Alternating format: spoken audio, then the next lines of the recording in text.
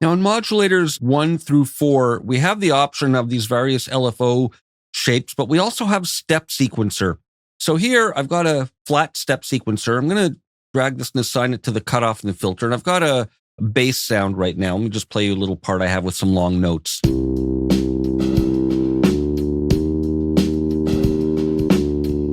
So we can draw shapes in here or steps to have different values generated. So I'm going to dial this up for some modulation.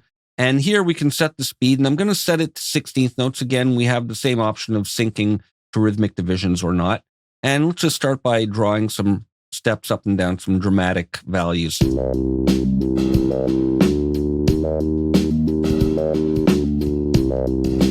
That's really nice. Now, again, we have the folder here with various shapes that we can choose from, but I think I'm going to save this one because it's an interesting option to recall. So there, I've just saved it twice by mistake. So I'm going to click on this one and just delete it. So now I've got it saved once. Let's try some of the others.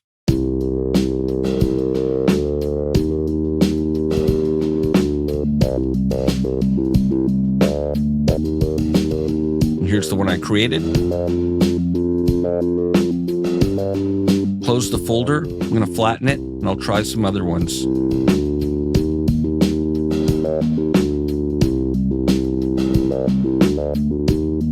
Okay, that's interesting too. And again, we can offset the phase. Let me just start it from a different position. And we can skew it.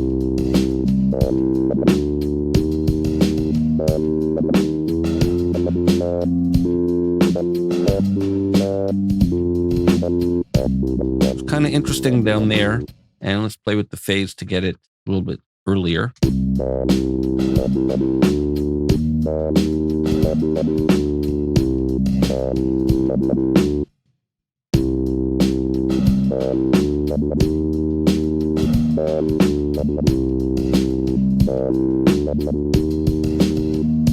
And we can smooth the amount of modulation, but we can also do that by making these less steep. And same thing with level. It functions similarly to the LFO. So we'll get some interesting step sequencer patterns. I think I'm going to save that one also. There we go. Now I have these two options. And it's preserved the warp.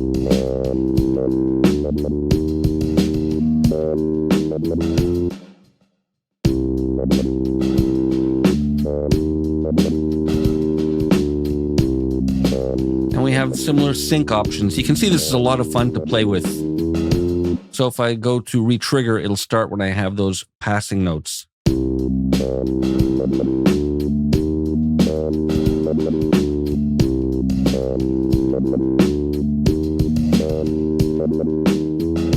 Now I've got another sound loaded in here, and it's muted by virtue of this. So let me put that one on and turn this one off.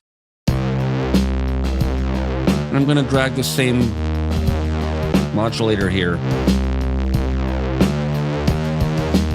Turn on the filter.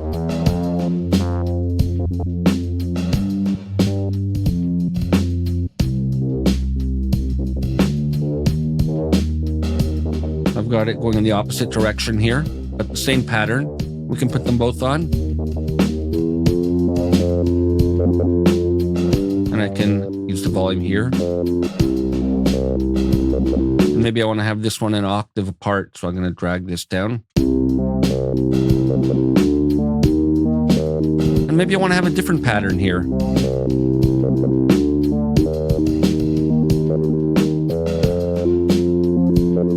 Or a different rate. Or a different skewing. That's interesting. With the dotted feel.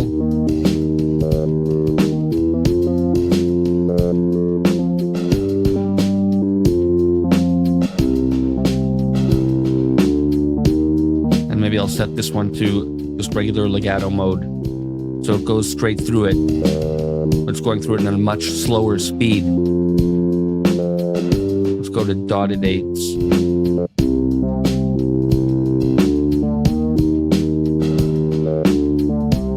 lots of different values. Dotted 16ths might be interesting.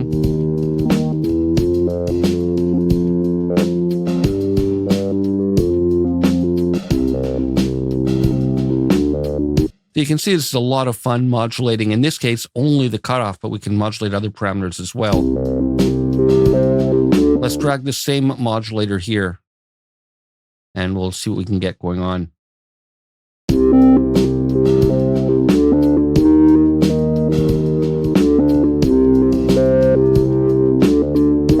And bear in mind, I can assign this to a filter group, and then if I go here and switch to the same group, the values will be the same on both.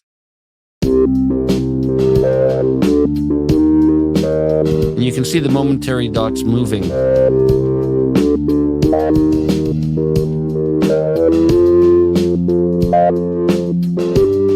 And if I change this,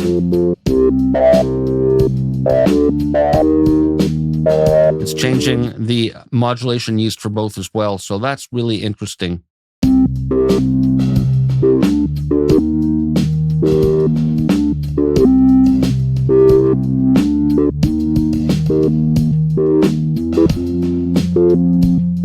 You can see these are both in sync.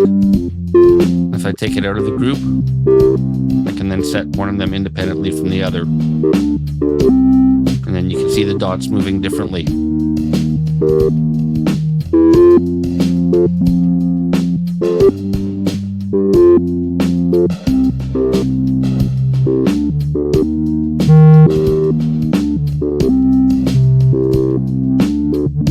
Really interesting possibilities here, and I can modulate drive as well on one or both, depending if they're in the group or not.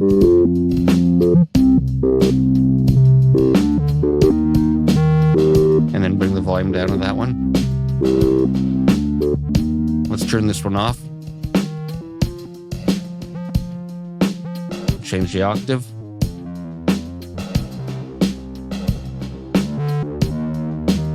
So a lot of fun. And bear in mind that we can change the playback mode for one or both to get even more variety. And with the other one.